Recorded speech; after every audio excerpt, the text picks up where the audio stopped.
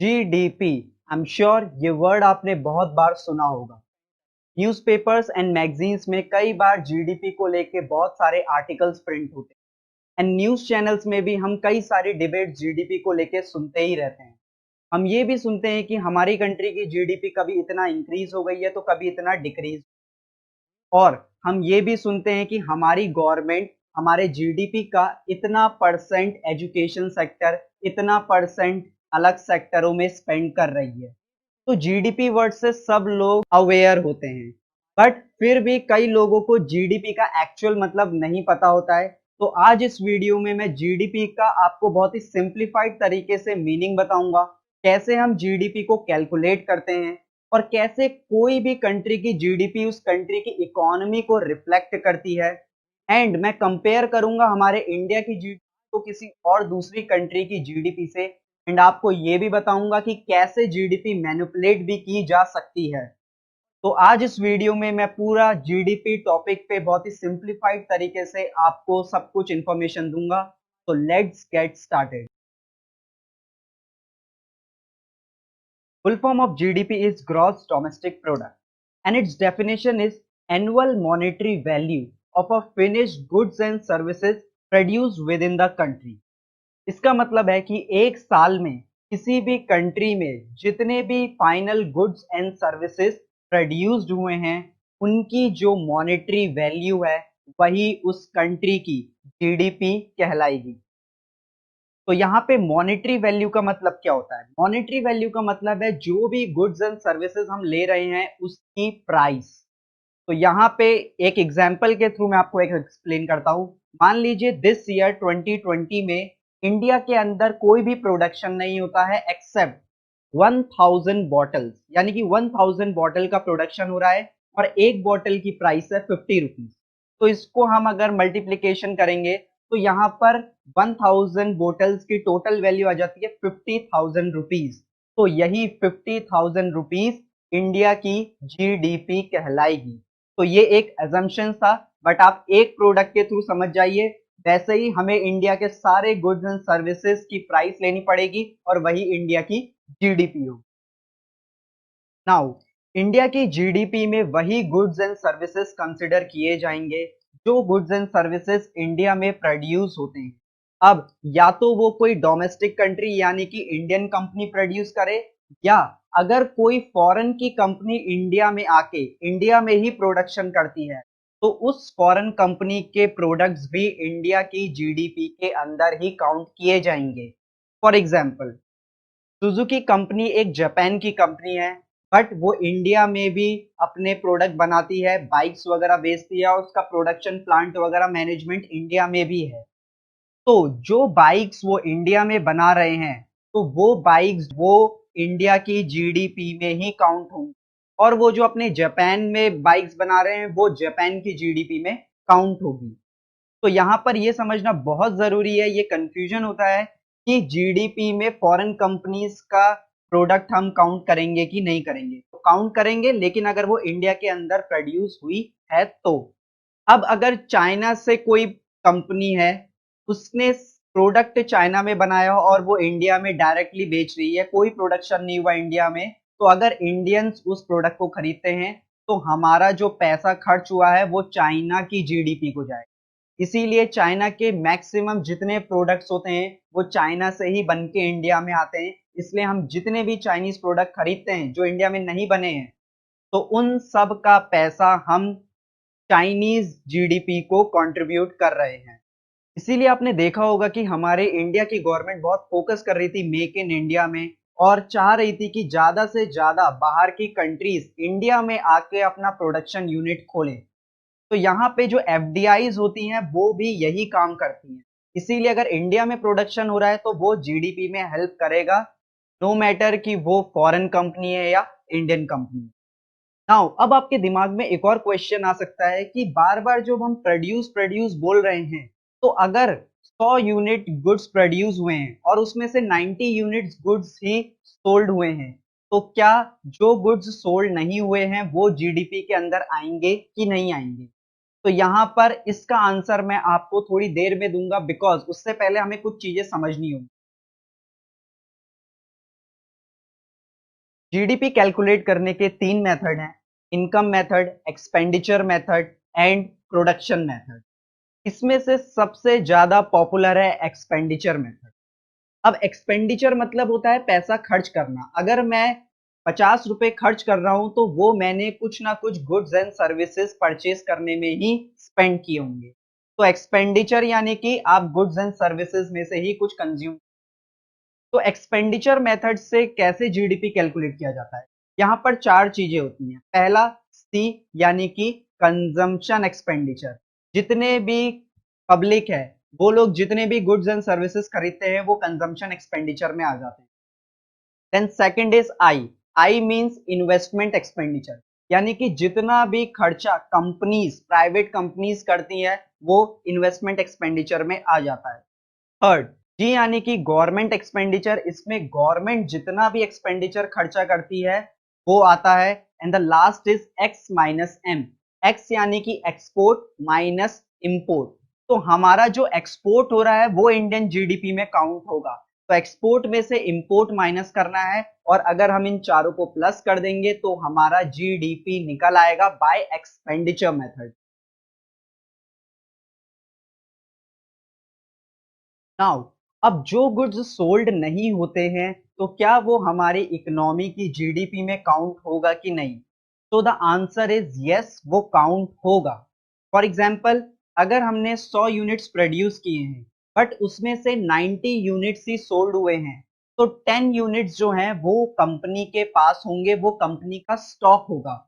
और अगर वो कंपनी का स्टॉक है तो उसको हम काउंट करेंगे जो हमारा एक्सपेंडिचर मेथड था आई में, यानी कि इन्वेस्टमेंट एक्सपेंडिचर।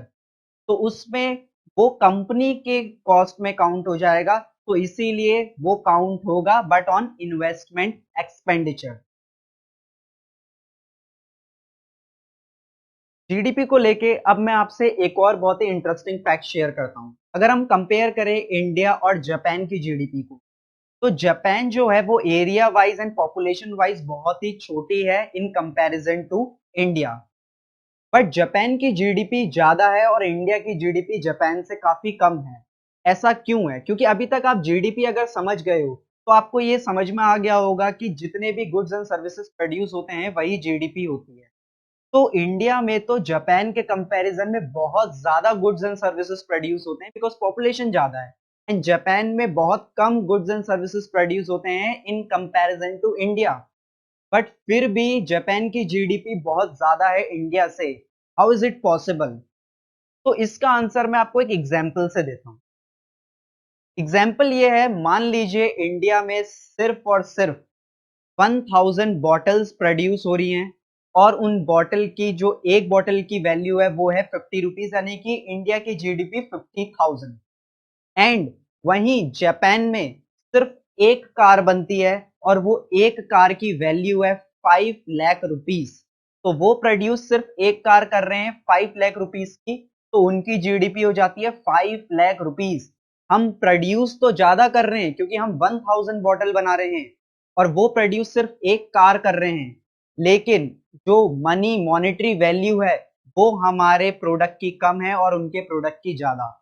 तो अगर परसेंटेज देखेंगे तो हमारी कंट्री में बहुत ज्यादा परसेंटेज में माइक्रो एंड छोटे छोटे प्रोडक्ट्स का बहुत ज्यादा प्रोडक्शन होता है। बट वहीं अगर हम जापान को कंपेयर करें तो जापान में जो ऐसे गुड्स है जिनकी प्राइस बहुत ज्यादा है उनके गुड्स का प्रोडक्शन बहुत ज्यादा होता है और जापान के बहुत ज्यादा एक्सपोर्ट भी हैं। तो इसी का एडवांटेज जापान उठाता है। क्वांटिटी में तो हम ज्यादा प्रोड्यूस कर रहे हैं बट जो मॉनेटरी वैल्यू है वो जापान की ज्यादा। अब जैसे ही आपके ये कॉन्सेप्ट समझ में आया होगा, आपके दिमाग में आया होगा ऐसे तो हमारी कंट्री में गुड्स की प्राइस बहुत हाई कर देनी चाहिए जिससे कि मॉनेटरी वैल्यू बढ़ जाएगी एंड जीडीपी इंक्रीज हो जाएगी। बट अगेन यहाँ पर हमारा जो इकोनॉमिक्स का अदर रूल्स है वो अड़ंगा डाल देते हैं, क्योंकि अगर प्राइस बढ़ गई तो डिमांड कम हो गई, लोग ज्यादा खरीदेंगे नहीं और कई सारे और भी इकोनॉमिक्स के रूल लग जाते हैं। तो इसीलिए ये अंतर है इंडिया की जीडीपी में एंड जापान की जीडीपी। और यहां पर आपके ये दिमाग में भी आ रहा होगा, तो ऐसे में चाइना जो है, चाइना भी तो बहुत सारे ऐसी छोटे मोटे प्रोडक्ट बेच के ही अपनी जीडीपी को इतना हाई कर देती है। तो याद रखिए चाइनीज जीडीपी के साथ एक एडवांटेज ये है कि उनकी कंट्री के लोग अपने कंट्री के ही गुड्स खरीदते हैं। दूसरी बात, उनका जो एक्सपोर्ट है ऐसी छोटी मोटी चीजों का बहुत ज्यादा अच्छा है। तो अगर आप खुद सोचिए, अगर हम वो 10,000 बॉटल के बदले 50,000 बॉटल्स बनाए या 1 लाख बॉटल्स बनाए, तो ऐसे में हमारी मॉनेटरी वैल्यू भी बढ़ जाएगी। तो इसीलिए चाइनीज जीडीपी जो है वो इसीलिए ग्रो कर रही है, एक तो उनकी खुद की पॉपुलेशन की वजह से, एंड जो उनका प्रोडक्शन है और जो परसेंटेज है ग्लोबल मार्केट में। तो जीडीपी किसी भी कंट्री की इकोनॉमिक पोजीशन, इकोनॉमिक हालत को रिफ्लेक्ट करती है। बट जीडीपी देख के हम 100% किसी भी कंट्री को जज नहीं कर सकते, उसकी इकोनॉमिक पोजीशन, हालत को जज नहीं कर सकते। फॉर एग्जाम्पल चाइना, चाइना की जीडीपी बहुत ही स्ट्रांग है, पॉजिटिव में थी कोविड-19 के टाइम पे भी। लेकिन चाइना के अंदर एग्रीकल्चरल प्रोडक्ट्स की बहुत ज्यादा कमी है, उन्हें एग्रीकल्चर प्रोडक्ट इंपोर्ट करने पड़ रहे हैं। तो यहाँ पर उनके और प्रोडक्ट तो ज्यादा प्रोड्यूस हो रहे हैं, बट कुछ प्रोडक्ट में उनकी कमी है। एंड ऐसे ही जो यूरोपियन कंट्रीज हैं, इनके यहाँ जीडीपी का ग्रोथ तब से ज्यादा हुआ जब से इंडस्ट्रियल रिवॉल्यूशन आया। यूरोपियन कंट्रीज और कई सारे कंट्रीज में बहुत अच्छा इंडस्ट्रियल रिवॉल्यूशन आया, बट इंडिया में हम अभी भी एग्रीकल्चर पे डिपेंड थे अगर हम पास्ट में जाए तो, इसीलिए वो कंट्री का जीडीपी बहुत अच्छे से बढ़ा और हमारी कंट्री की जीडीपी उतना तेजी से ग्रो नहीं किया, क्योंकि मैंने जैसा कि बताया इंडस्ट्रियल रिवॉल्यूशन यानी कि इंडस्ट्रियल प्रोडक्ट्स जो है वो ज्यादा महंगे होते हैं, मॉनेटरी वैल्यू ज्यादा है, और हमारे एग्रीकल्चर प्रोडक्ट की मॉनेटरी वैल्यू थोड़ा सा कम है। तो इसीलिए उनकी जीडीपी इंडस्ट्रियल रिवॉल्यूशन की वजह से ग्रो करना शुरू हो गई और आज उनकी जीडीपी बहुत स्ट्रांग है। जीडीपी के डाउन जाने के बहुत सारे रीजन हो सकते हैं, लेकिन जो सबसे मेजर रीजन है वो है जब भी गवर्नमेंट बड़े बड़े डिसीजन या बड़े बड़े चेंजेस कंट्री में करती है, सिस्टम में करती है, तो उसकी वजह से production of goods and services affect होता है। फॉर एग्जांपल डीमोनेटाइजेशन, जीएसटी, इसके अलावा भी कई सारी चीजें ऐसी हुई हैं कुछ सालों में जिसकी वजह से प्रोडक्शन अफेक्ट हुआ है और उसकी वजह से हमारी जीडीपी डाउन गई है। तो जब भी कोई मेजर चेंज होगा उसकी वजह से जीडीपी अफेक्ट होगी। बट इसमें कोई घबराने की बात नहीं है। अगर मैं आपका ही एग्जांपल दूं, आपकी अगर कोई गंदी आदत है, उसको अगर आप सुधारोगे तो उसके लिए आपको प्रॉब्लम फेस करनी पड़ेगी, आपको बहुत प्रॉब्लम होगी, बट एट द एंड आपकी वो गंदी आदत सुधर जाएगी। तो वैसे ही पॉलिसी में या कंट्री में कोई मेजर चेंजेस लाए जा रहे हैं तो उसकी वजह से भी जीडीपी अफेक्ट होती है। और जीडीपी डिक्रीज होने की वजह से कोई भी कंट्री की इकोनॉमी में भी बहुत सारे नेगेटिव इम्पैक्ट होंगे, जिसमें से सबसे मेजर इम्पैक्ट है कि गवर्नमेंट का जो टैक्स एक्सपेक्टेशन होगा वो बहुत ही रिड्यूस हो जाएगा, क्योंकि goods and services come produce हो रहे हैं, कम सोल्ड हो रहे हैं, तो उसकी वजह से गवर्नमेंट को टैक्स कम मिलेगा। एंड दूसरा इम्पैक्ट ये है कि अगर गुड्स एंड सर्विसेज कम बनेंगे, दैट मीन्स बहुत सारे लोग अनएम्प्लॉयड भी हो जाएंगे। जो भी वेजेस वाले लेबर्स थे वो अनएम्प्लॉयड हो जाएंगे और कुछ परमानेंट एम्प्लॉयज भी अनएम्प्लॉयड हो सकते हैं। तो जीडीपी गिरने का मतलब अनएम्प्लॉयमेंट में इंक्रीज होना भी होता है। और अभी अगर मैं करंट सिनेरियो की बात करूं, 2020 की कोविड-19 की वजह से कुछ ही दिन पहले अभी जीडीपी का ग्राफ आया है, ग्रोथ रेट -23 में चले गया है। तो यहाँ पर देखिए, लॉकडाउन में था हमारा 2 महीने, तो प्रॉपर लॉकडाउन था। आप खुद सोचिए कितने ही गुड्स एंड सर्विसेज प्रोड्यूस हुए होंगे। तो यहाँ पर इस वजह से सबको पता था जीडीपी का ग्रोथ नेगेटिव में जाना है, एस्टिमेट -18% का था, बस वो एस्टिमेट बढ़ गया। अब इसके लिए जो गवर्नमेंट को क्रिटिसाइज कर लिया जा रहा है, देखिए पॉलिसीज की वजह से थोड़ा बहुत तो है, बट गवर्नमेंट को क्रिटिसाइज करना ही है तो आप क्वार्टर 2 3 के रिजल्ट देख के करिएगा।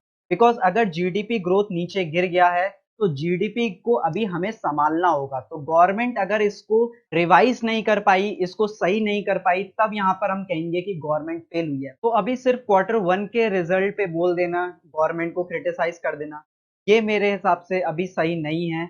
हमें आगे के रिजल्ट देखने पड़ेंगे, क्योंकि अभी लॉकडाउन की वजह से या तो गवर्नमेंट लॉकडाउन लगा लेती या जीडीपी को बचा लेती।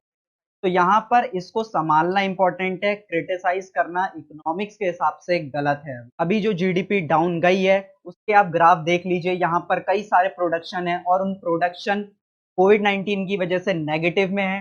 तो अगर आपको चीजें समझ में आई है अभी तक जीडीपी में, तो अगर ये सारे प्रोडक्शन नेगेटिव में है तो ऑब्वियसली जीडीपी ग्रोथ गिरेगा। हाँ, हम देख रहे हैं कि कई साल से जीडीपी ग्रोथ थोड़ा सा हर्ट हो रहा है, वो इस वजह से ही क्योंकि चेंजेस हो रहे हैं। लेकिन अगर एक दो सालों में हमारी कंट्री की गवर्नमेंट इस जीडीपी को सही नहीं कर पाई या इसे ग्रो नहीं कर पाई, तब हम कहेंगे कि गवर्नमेंट फेल हुई है। तो आई होप आपको ये वीडियो अच्छी लगी होगी, इंफॉर्मेटिव लगी होगी। अगर आपके समझ में आई चीजें तो आप लाइक जरूर करिएगा, एंड आपको अगर कोई भी डाउट है आप कमेंट बॉक्स में लिखिए, I will reply you. Please इस वीडियो को शेयर जरूर करिएगा।